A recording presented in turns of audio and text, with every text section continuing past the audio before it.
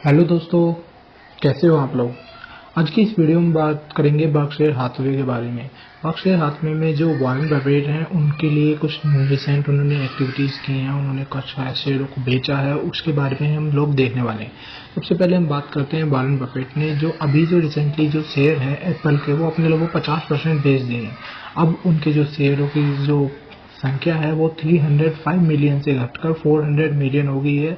इस से जितना भी बर्कशायर हाथवे के जो कह सकते हैं कि शेयर हैं, उनके पास में नकद जो भंडार होता है वो बहुत ज़्यादा बढ़ गया है, जो अब 277 बिलियन डॉलर का हो गया है। अब जो डिसीजन के पीछे जो रीजन देखे जा रहे हैं इसके लिए उनके वो ये है कि एक तो एप्पल को बहुत ज़्यादा इतनी बिक्री में वृद्धि हो नहीं रही है। लोग अब एप्पल के लिए अनदर ऑप्शंस का सर्च कर रहे हैं। दूसरी सबसे बड़ी दिक्कत ये है कि आईफोन की गिरावट के साथ साथ जो बर्कशायर हाथवे का जो हमारे वॉरेन बफेट जी हैं, वो अब अनदर चीज़ों पे ज़्यादा फोकस कर रहे हैं कि कहीं और से उन्हें जितनी अच्छी ग्रोथ मिल सके, जो ऐसे ही एप्पल की तरह उन्हें ज़्यादा मुनाफा दे। तो अब वो इसको देखते हुए अब उन्होंने ये डिसीजन, माना जा रहा है कि ये डिसीजन इसी को देखते हुए लिया है। बिक्री करने के बावजूद भी जो एप्पल के वर्कर हैं, उनके सीईओ हैं टिम कुक, उनकी बहुत ज़्यादा बड़ाई बर्कशायर हाथवे के जो मालिक हैं बफेट जी ने की है। उन्होंने ये भी कहा है कि इसको नकारात्मक रूप से नहीं देखना चाहिए। हम किसी कंपनी को डिसाइड नहीं कर सकते कौन अच्छा है, बट हम अपने तरीकों से देखते हैं, तो इसमें इसे ये नहीं देखा जा सकता कि अब ये नकारात्मक हो गया या गलत हो गया है। तो ये सारी चीज़ें उन्होंने अभी भी एप्पल के फेवर में ही बोली हैं, और उन्होंने स्टेटमेंट भी इसके लिए स्पेशली जारी कर दी है। अगर हम बिक्री के बाद भी देखें तो बर्कशायर हाथवे अभी भी बहुत बड़ी कंपनी उस एप्पल के शेयर होल्डिंग के लिए बनी हुई है। उसके पास में अभी भी एप्पल के जो शेयर हैं वो 2.8% अभी भी बाकी हैं। हालांकि बर्कशायर हाथवे क्या कर रहा है कि 2017 से ही अपने लगभग शेयरों को उसमें कम करता जा रहा है, सॉरी 2022 से ही अपने शेयरों की संख्या लगातार एप्पल में कम करता जा रहा है, और इससे उन्हें जितना भी मतलब प्रॉफिट कमाना था उन्होंने कमा के हुए निकल लिए यहाँ से। अब कुल मिलाकर ये है कि इससे इस एप्पल की जितनी भी देनदारी है या फिर, तो वो अपना पेमेंट वगैरह आराम से कर सकते हैं, और उनके पास में अच्छा खासा अपॉर्चुनिटी भी उनके पास है कि अब कुछ और भी अच्छा करके दिखाएं। अभी फिलहाल में तो एप्पल के दिन ऐसे लग नहीं रहे हैं। उन्होंने काफ़ी सारी चीज़ें जो एप्पल कार वगैरह के इनके काफ़ी प्रोग्राम थे वो फ्लॉप हो गए हैं। बताया नहीं है एप्पल ने ऑफिशियली, बट ऐसा बहुत सारी चीज़ें हो चुकी हैं ऑलरेडी। तो उसके लिए मैं एक वीडियो और बना दूंगा एप्पल कार का कैसे आइडिया था और क्या था और वो कैसे डेड हो गया है। तो अभी इनके यहाँ पे कुछ और महत्वपूर्ण बिंदु जैसे हम देख सकते हैं कि एक तो सबसे, अगर कुछ महत्वपूर्ण बिंदु देखें कि कुछ कारण हो सकते हैं, एक्चुअल में कोई रीजन तो डिक्लेयर करता है नहीं, बट कुछ हम आइडिया लगा सकते हैं कि टैक्स ऑप्टिमाइजेशन बर्कशायर में के एप्पल में महत्वपूर्ण अविश्वास लाभ था, और शेयर बेचने से कर देयता में अब मदद मिलेगी। तो टैक्स ऑप्टिमाइजेशन में अब बर्कशायर के लिए काफ़ी हेल्पफुल होगा। मूल्यांकन करना होगा।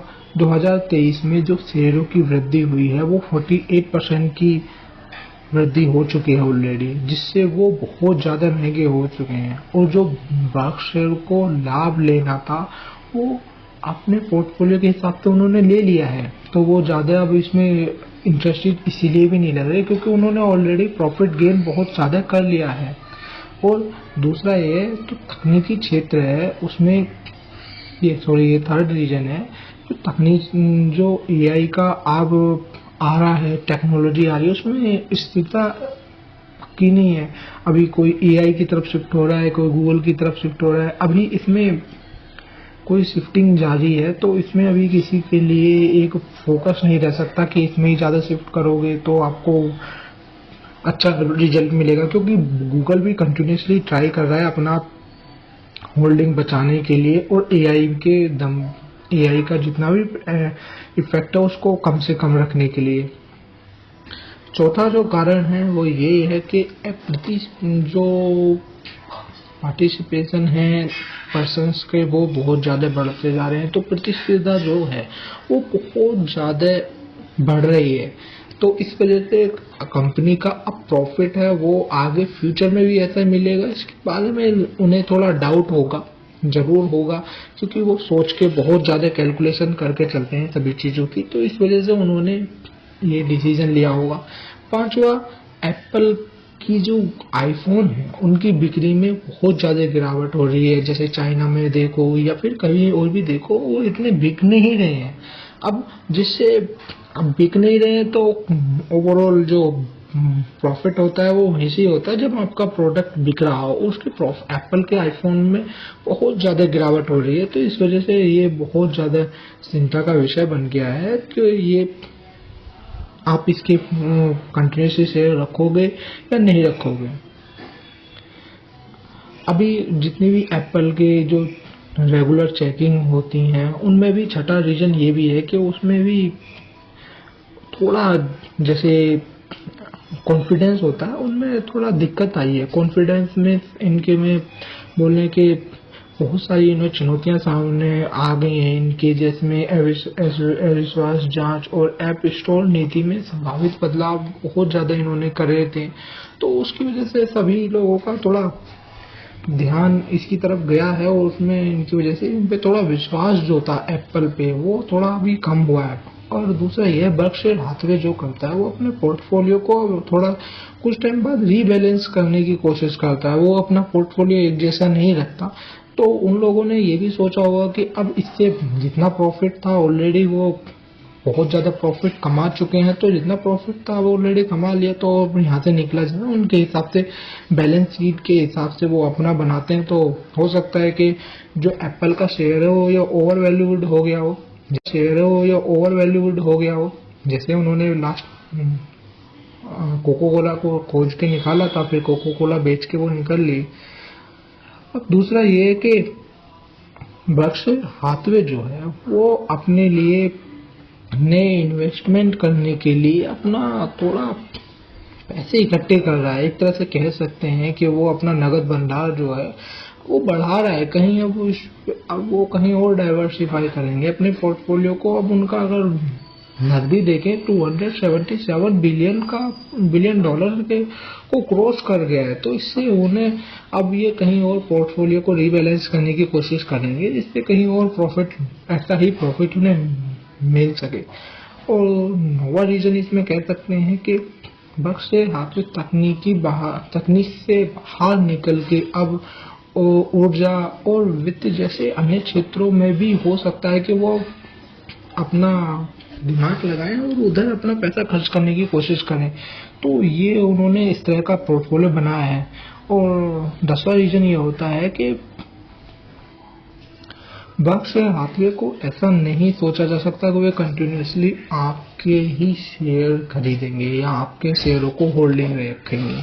जब तक उन्हें लगता है आप कंपनी प्रॉफिट में जा सकती है उनके हिसाब से, तब तक वो उसमें किसी भी कंपनी में रहते हैं। और जब उन्हें थोड़ा भी अब लगता है कि हाँ अब उनके हिसाब से सही नहीं है, वो निकल जाते हैं। तो इससे ऐसा नहीं है कि कंपनी ग्रो नहीं करती या कंपनी ग्रो नहीं करेगी, ऐसा होता नहीं है।